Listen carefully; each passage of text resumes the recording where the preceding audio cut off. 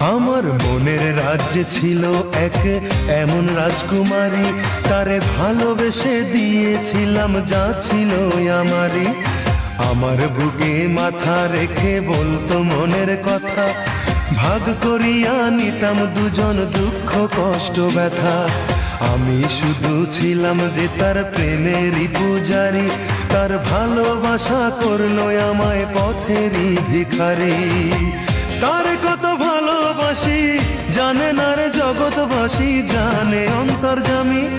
যখন তোমার কেউ ছিল না তখন ছিলাম আমি, এখন তোমার সব হয়েছে পর হয়েছি আমি।